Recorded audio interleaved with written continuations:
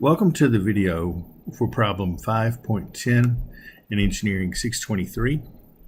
As you can see here, this is a Smith chart problem. It deals with double stub tuning. And so let's go ahead and get started with this. Problem 5.10 in the book reads as follows.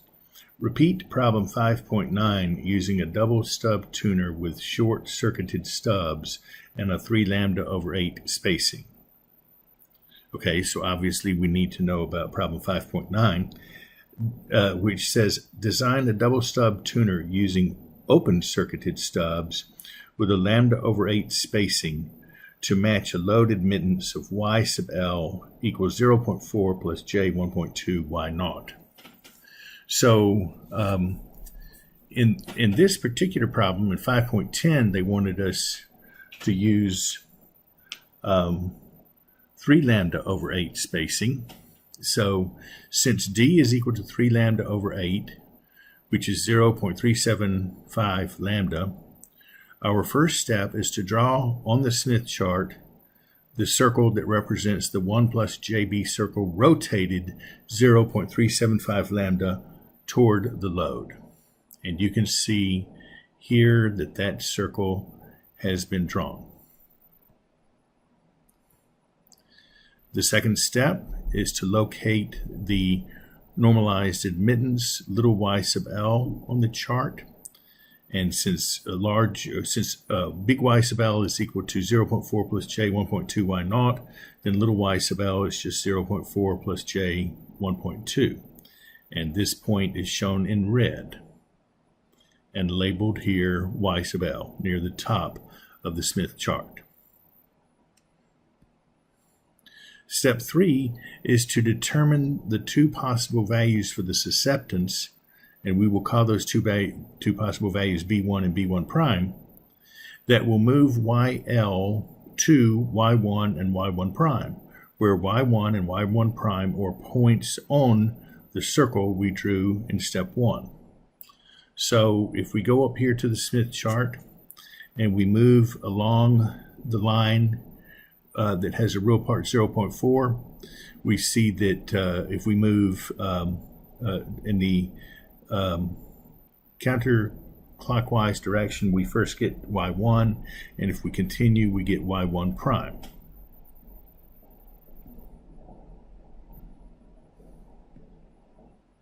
These, as is said here, y1 and y1 prime are in blue, and they're labeled also in blue. And if you look at the susceptance that was, or the amount of changes susceptance to get to each one of those points, and remember it was moving in the counterclockwise direction, so it was negative in each case.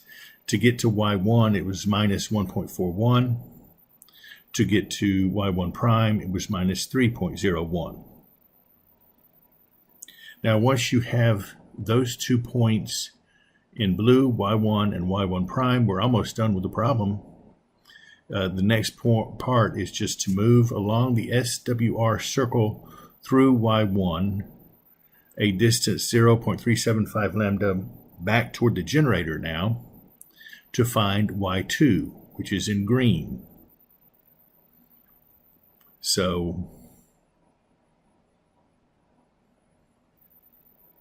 when we go from y1, we draw the SWR circle through y1. Now, I haven't actually done that, but I go around 0.375 lambda, and then I'll get here to y2, which is in green.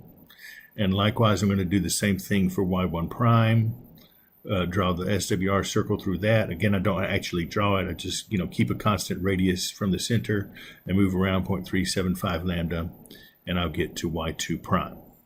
So we have these 2 points, y2 and y2 prime, and notice that both of these are on the 1 plus jb circle.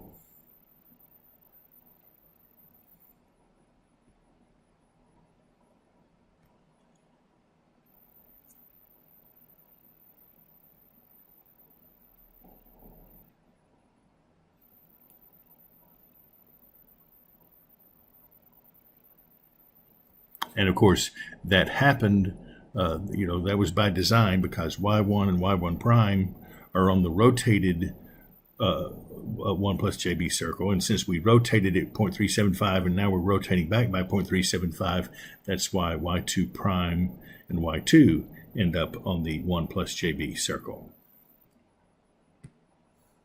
Now, for both of these points, all that remains to be done is to find what susceptance would need to be added to bring us back to the center of the Smith chart. And so we find B2 would be 1.05. That's in the clockwise direction. B2 prime is minus 2.8 in the counterclockwise direction. And so now that we have B1, B1 prime, B2, and B2 prime, we can finish up this problem, finding the lengths of the short-circuited stub to finish the problem. Now, one note, I, of course, have access to a solutions manual, and the solutions manual agrees with my values quite closely with B1, B1 prime, B2, and B2. But for B2 prime, the solutions manual says minus 3.0 rather than minus 2.8. So that's a little bit of a discrepancy. It's not a huge amount of discrepancy, but it is a bit of a discrepancy, and I cannot resolve that. I believe it's just some inaccuracy in estimation. After all, it's hard to get exact values with the Smith chart, but I'm just letting you know about that small discrepancy there. But anyway, once we have these values for B1, B1 prime, B2, and B2 prime, then since in problem 510 we're using short-circuited stubs, then we can use equation 524b to find the corresponding lengths. Problem 524b is like this. It says Ls over lambda is equal to minus 1 over 2 pi times the inverse tangent of capital Y naught over capital B, which would be minus 1 over 2 pi inverse tangent of 1 over little b.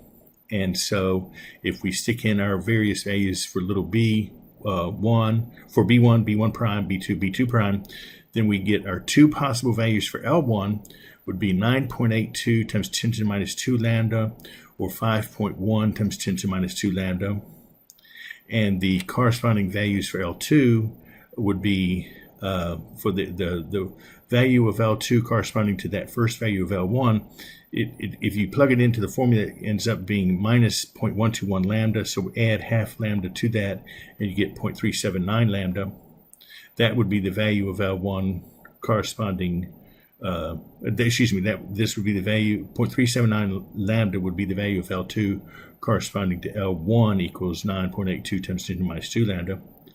And similarly, 5.46 times 10 to the minus 2 lambda would be the value of L2 corresponding to L1 equals 5.1 times 10 to the minus 2 lambda. And of course, keep in mind again, with this second value of L2, it does not exactly agree with what the solutions manual specified.